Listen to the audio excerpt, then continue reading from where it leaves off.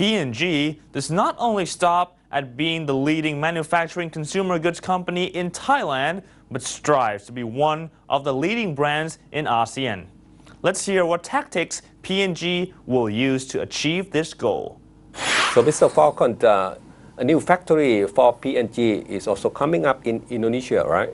Yes, we have inaugurated and broke ground for our first manufacturing facilities for baby care, disposable diapers in Indonesia. And the brand names are? Well, it will be Pampers. Pampers, Indonesia. So when it's going to be completed? I think it will be completed in the next couple of years. So. And altogether, you have factories in Thailand, Philippines, Vietnam, and later on Indonesia. How these factories will benefit from the ASEAN single production base? Well, one of the things that AEC is really espousing is free flow of goods, aside from services, investments, and capital. And we see this as a real advantage and opportunity for us in many ways. First, as we go and have barriers taken out across, we can move our goods freely and be able to zero tariff, zero tariff, right? Yes. That allows us easier. Yes, and that allows us some flexibility on our pricing across as we also have to go and deal with commodity price increases. Important thing also is in terms of logistics, because of the scale that we're moving more products more freely across the countries, we would be able to look at a savings on our logistics costs. Importantly also on the supply chain. If we do not have too many of our products sitting on the port, then we would have a leaner or smaller amount of supply in the supply chain, which makes it far more efficient for all of us. I see. So you have the economies of scale and economies of speed also. You can respond to customer more quickly with closer locations of the production facility. Is that correct? That is correct. And see, ASEAN AEC is a single market of nearly 600 million people in 10 countries. What is the prospect of this combined market?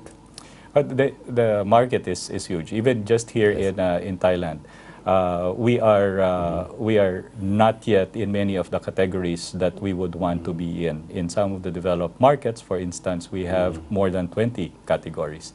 We are still in less than 10 of those categories. So we foresee that even in the current markets that we are in, we have already huge potential to grow. Much more as ASEAN, as part of Asia, whereas as some would say, where Asia having 60% of the world's population, the center of gravity is moving towards this part of the world, will open up enormous potential for business growth for everybody. And this is going to be in across all the different industries, even in terms of services. I see. What about in terms of marketing and advertising in the ASEAN market? What kind of platform that you are working on? Well, we share common overall platforms for our brand building programs, which we think is the right approach, so that we can go and create some consistency in building our brand equity across the different countries. But we do localized marketing where it is needed in the markets, and this local marketing is really more on go-to-market below the line activities that we work with both very closely with our customers. I see. So you have a basic platform for the major markets such as Thailand, Philippines, across all of the same ASEAN countries, even Vietnam, Indonesia, Malaysia, and Singapore. I see. We have our headquarters that takes care of our marketing programs overall for the brands based out of Singapore. So that means a single advertisement platform for that, and then with some localizations. That is correct, right? There is almost the same kind of concept and message that is provided from us coming off from our regional business units. Can you talk about consumer behaviors in each of the different ASEAN countries?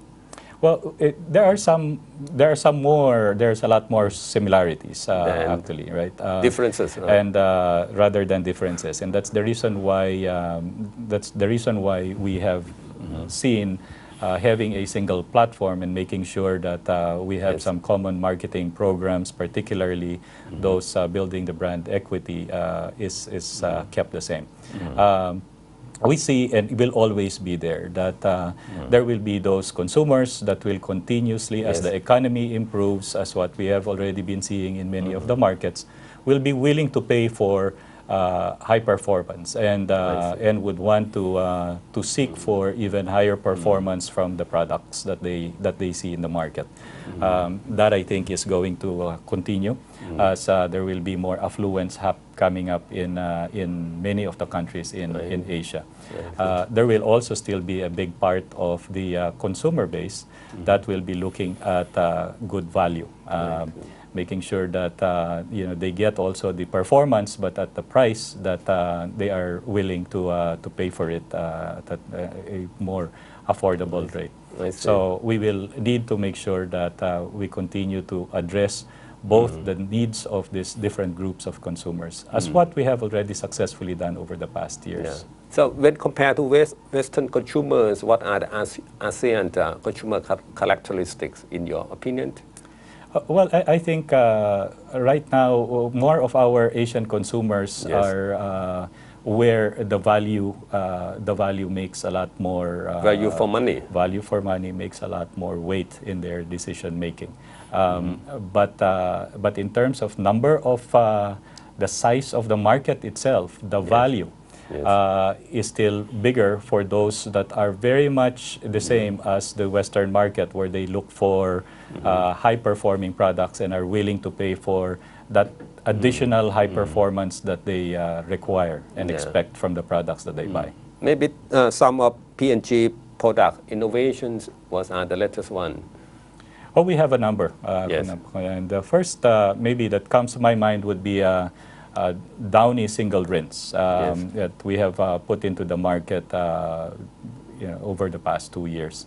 And it has helped actually grow the total category business here in Thailand. And Downy single rinse. What is it? What is a fabric softener? It's fabric softener, and it allows you to use the fabric softener and get the benefits of a concentrate fabric softener with just only a single rinse, which actually is a very appropriate and relevant benefit, given that it conserves water. Right? I see. And what else in terms of product innovations? Well, we do also have our air care, air refresher lines, and under the brand Ambipure. And we have a new technology that actually just to refresh the air, we do not mask the malodor with a strong perfume, which is what usually is so how does it work? So the technology actually covers the molecules that create that malodor, so that it becomes far more effective, and we are able to go and keep the fresh scent in the air, like as if you've washed the air longer. I see. Maybe a little bit on, we entering the era of digital marketing and social media marketing. What is the latest in Thailand and other ASEAN countries? Well, globally, we have already recognized that digital and social networking is going to be a very important part of our marketing strategy. And so P&G globally had already put up a digital group to be able to take a look at what we need to do with the current opportunities that we have, but more importantly, have some plans to be able to tap in for the future, as this is exactly where I think many of our marketing programs will be at. It allows us to have a one-on-one relationship with our consumers and a more intimate interaction with the consumer base that we have, which could be very different profile for each of the brands. So for us here in Thailand, we have Facebook site as well for all of our major brands. We work very closely also with our customers using their digital programs, particularly on their loyalty cards, so that we can target and be able to interact, inform their shoppers of the product that we have, the product offerings that we have, and also some of the deals that we do with that we run promotions in their store. Yeah. So thank you, Mr. Falcon, for joining our program. It is my pleasure, Kunapakun. Thank you very much. Yo. Follow Towards 2015 every Wednesday and Thursday from 10:30 to 11 p.m. on ASEAN TV. And you can also follow us online via Facebook only on ASEAN TV.